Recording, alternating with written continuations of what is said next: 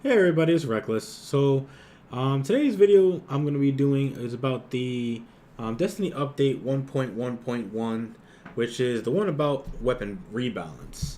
Now, in this update is a whole bunch of stuff that Bungie actually included, besides the rebalance itself, and I'm going to explain all that to the best of my knowledge. Majority of this I'm going to be reading off of the Bungie.net website, so.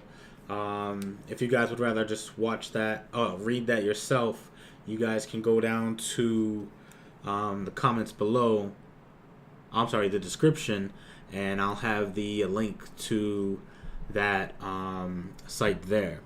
Now, starting off is the weapons, and it says for a detailed review of weapon changes, head over to Destiny Weapon Tuning. I'll also put that in the description below. Now, for the general fixes. For the first one is fix an issue in which armor with perks that increase ammunition carry capacity resulted in ammunition loss upon respawn. So pretty much what that means is if you had a rocket launcher and you had like 6 rockets in it, and when you died, you would come back with less ammo. So what they did is they actually fixed that. So if you die with 6, you respawn with 6. So that was actually a thing that they were trying to fix for a while now, and they actually fixed it. So that's good. The next is decreased over penetration values for weapons with armor piercing perks. Pretty much, if you had a weapon that did armor piercing, they just put the value of the actual damage it did for that weapon when it did the armor piercing itself. The next is fix an issue where items from the PS3 and the Xbox 360 Destiny demo were using old power values, and it says they have been adjusted to regular levels. That's pretty much just for the Destiny demo. It's self-explanatory. Majority of us are playing the actual game anyways, so yeah, it doesn't really matter to us. However, if you are just playing the demo, I suggest you stop and actually get the game, because this game is amazing. I love it. A whole bunch of people I play with love it, regardless whether the lack of the story or whatnot. But yeah, so moving on. The next is Song of Irute weapon tooltip now advertises the correct magazine size. Pretty much when you used to hover over Song of Irute, it didn't give you the correct magazine size. Now it does. The next is Shoot to Loot. 2-second cooldown added to perk to prevent extra ammunition gains while ammunition bricks despawn. So pretty much if you had fun doing the heavy ammo glitch, you can't do it no more. I know I did a video about the heavy ammo glitch. If you want, you can check that out. What it looked like prior to this update. And I'll put that in the description below also. The next is Dark Breaker perk will now correctly damage Hive Shriekers. I know there was an issue with Dark Breaker perk. Obviously, it wouldn't damage when you had weapons that actually had it. It wouldn't damage hives. Now it does. The next is Snap Discharge will now increase attack speed as per the description. I don't know what Snap Discharge is. So if you guys do know what it is, please explain it in the comments below. That would help me and a whole bunch of other people out. The next is Thunderer perk now has priority on the 4th Horseman tooltip. I'm guessing the Thunderer perk just is on top. I don't have a 4th Horseman, so I don't know about that yet. It's sad because everybody I know has a 4th Horseman, and I'm pretty much that guy who doesn't have one. And the next one is Full Auto. Fixed issues in which the weapon perk stopped working while the trigger was being held down. I never actually had an issue with that. So yeah, it wasn't something that I noticed that was an issue. So let's get into the more important things about weapons. The auto rifles have been reduced in damage by 2.5%, and they also reduced the effective range values for all auto rifles. What does that mean? Easy. You need to shoot a little bit more in order for your auto rifle to kill someone, and also you need to be closer in order to kill them. One thing oh, excuse me. One thing I will say is I don't think the auto rifle use would actually go down. I think people still use the auto rifles because 2.5% isn't really that much, but it still is a lot. People will rely on auto rifles that have bigger magazines now, though, or that do extra damage, like the Soros regime. Even though people have been using that for a while as it is. Next is pulse rifles, and this is actually a buff for the pulse rifles. And the buff actually increases pulse rifles' base damage by 9.7%. That actually makes pulse rifles playable. And if you do have the Oversoul Edict, you will start loving it. I've been playing with it earlier today with a couple of my friends, Jixer and Nito. Or Nito and Jixer. Shouts out to them. And yeah, the pulse rifle Oversoul Edict that you get from Crota's End hard mode, I want to say, that's going to be used a lot more now.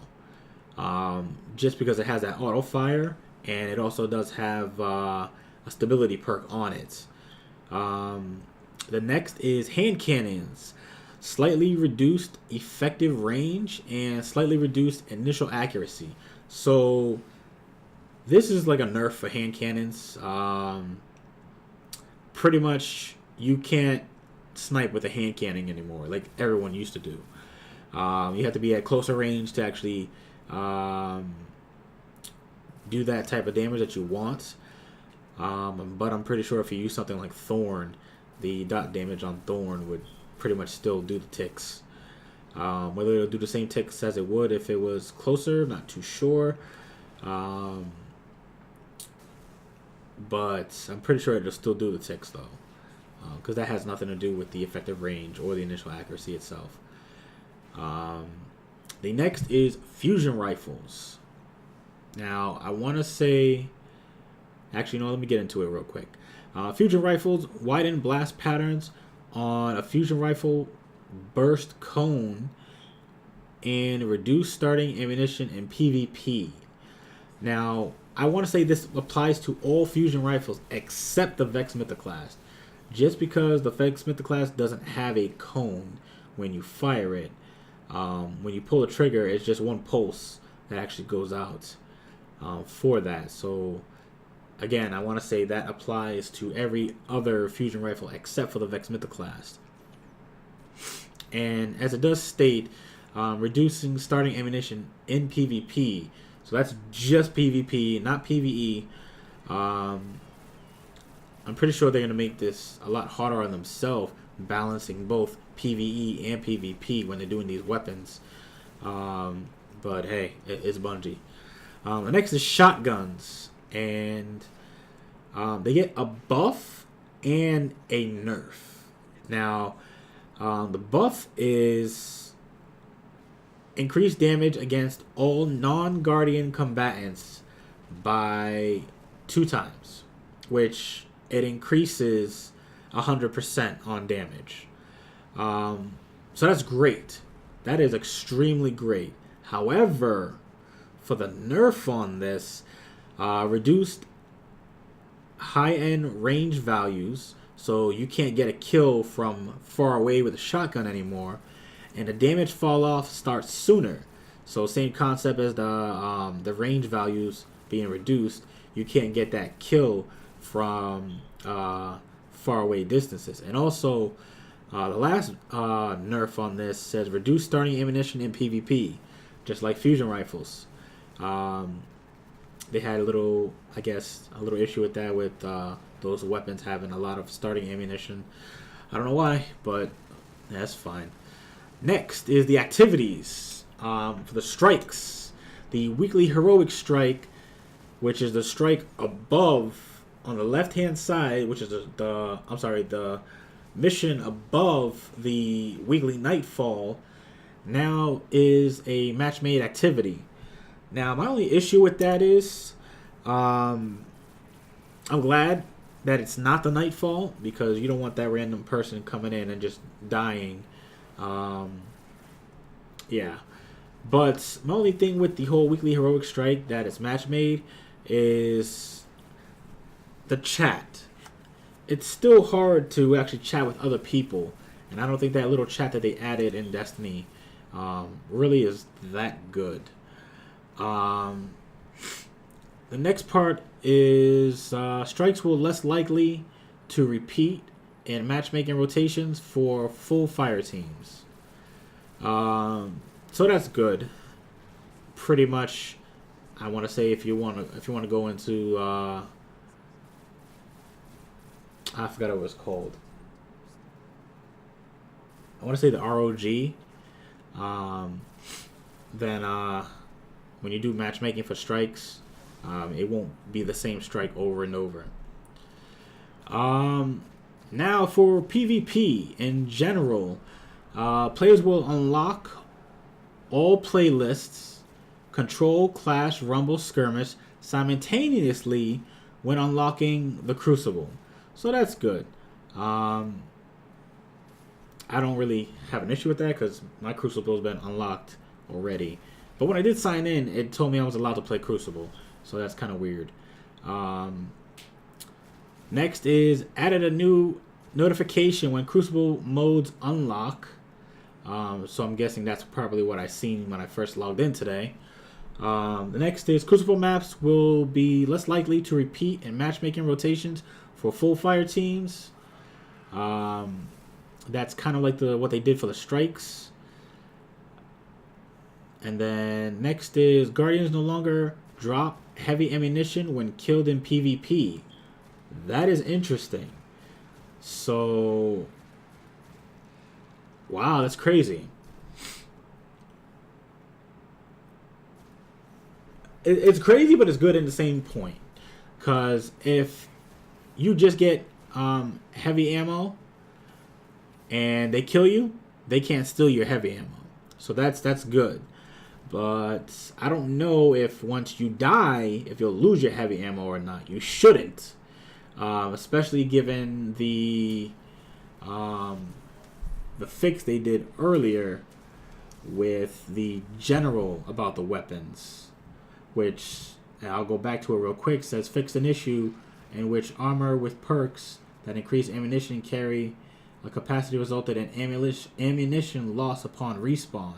So I still want to say that you still have the ammo that you died with, but I'm not sure on that, so don't quote me.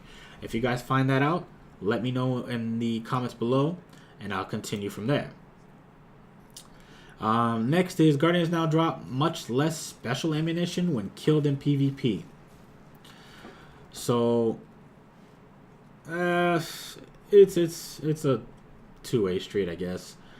I usually go looking for the special ammo anyways, so killing somebody and getting it, it's just redundant for me, I guess. Next is completed matches will now award gear with the proper power level. So I guess that's a good thing. And then the last thing for general is fix the bug where there was no audio playing for the bullet that kills them. Not too sure what that is. But yeah, anyways, moving on. The next one is the event, which is the Iron Banner. And the two for these are Iron Banner playlist now contains smaller maps in the rotation, which is good. That's self-explanatory. Next one is focused aggression bounty can now be completed with headshots from pulse rifles, scout rifles, and hand cannons. So that's also a good thing. The next thing is items, and there's 4 of those that were changed. The first one is fixed an issue in which Xur did not carry exotic engrams in inventory on certain dates. So, I want to say from now on, Xur will always carry exotic engrams every Friday through Sunday. If that's my understanding about it. And the exotic engrams are in the first column at the very end. Next is Crota's End completion emblem will now be sent to the postmaster when player's inventory is full. Well, that's good. That's self-explanatory. The next one is ammunition consumables will now work if used when player inventory is full. That was another issue that I actually had several times. In the consumables, which is in your inventory on the top right-hand side, if you had all 3 of those filled and you try to use a consumable, it'll use the consumable, but it wouldn't give you the effect. So they fixed that. So that's a great thing that was fixed. The next issue was fixed issues that prevented qualifying players who had deleted their character from claiming the Tumbler Sparrow from Tess Everest in Tower. Oh, I didn't know that was an issue. But, hey, at least now if you delete your character and you make another one, you can get the Tumbler Sparrow back. The next is the user interface, which there's 3 of them. And the first one says character inventory screen now displays faction reputation and weekly mark counters. So pretty much if you go start, and you look at your character, on that there's a bar that actually shows your faction reputation and your Vanguard and Crucible marks. So it makes it easier so you don't have to go to the Vanguard, Crucible, or any of the faction, I guess you guys could call it like faction people, to check out the reputation or how many marks you have. Next one is players in public spaces will no longer see voice notifications when a player in a match-made fire team enter. That's pretty much not really something needed. I guess just something to add it. Next one is players will now see improved notifications when teammates join and depart team and fire team chat channels.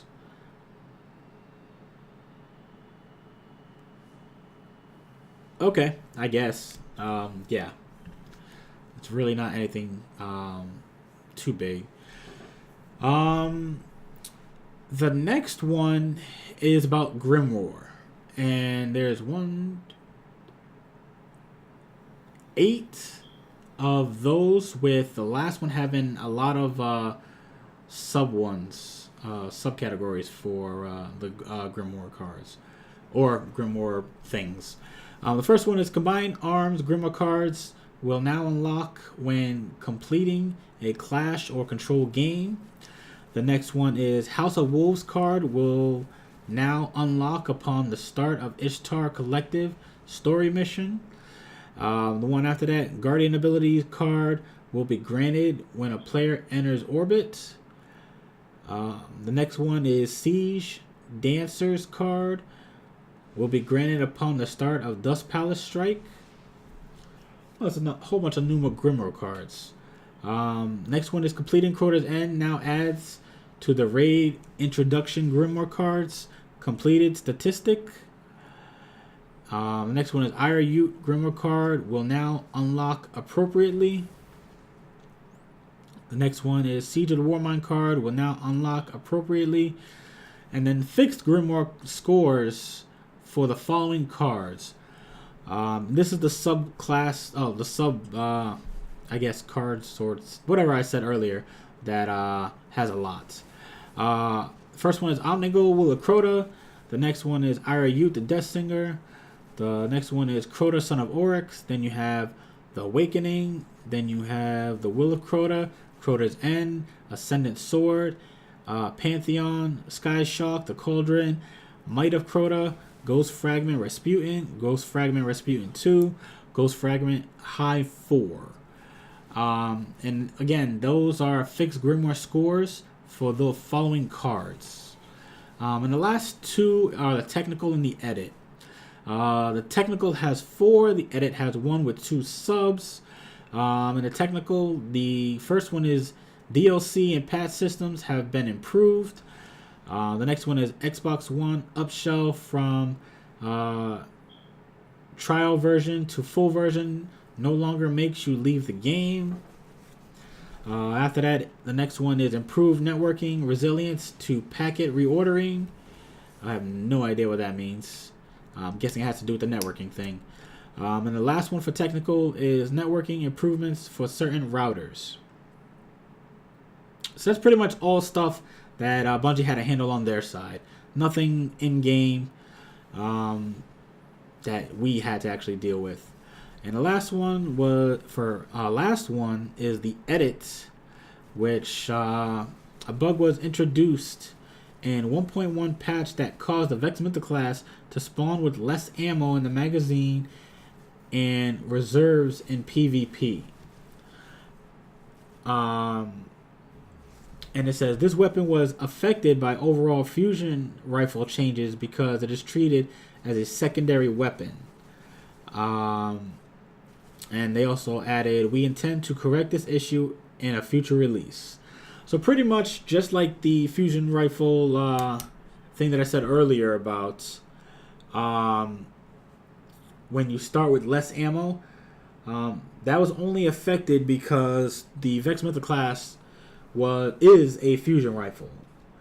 And so now, since it is a fusion rifle, it's technically a secondary secondary weapon that is allowed in the primary slots. So that's the only reason why it was affected, because it's still considered a secondary weapon. But as they said, they will correct this issue in a future release. So that's everything about the Destiny update 1.1.1. As I said before, for the things that I didn't know, if you guys can leave comments in the comments below, that'd be great. That way we can actually get a good clarification of everything that's going on.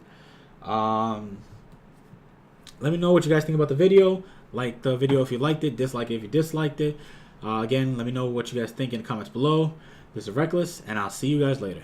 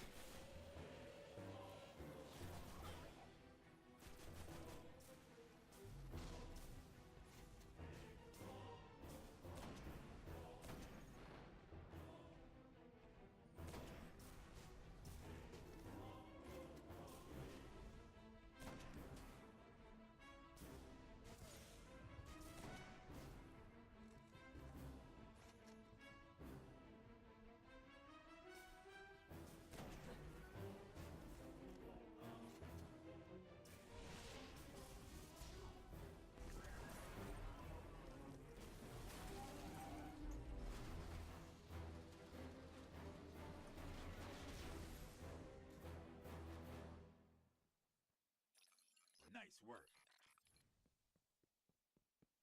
This better get us into the Black Garden. Let's go get our key from the Queen.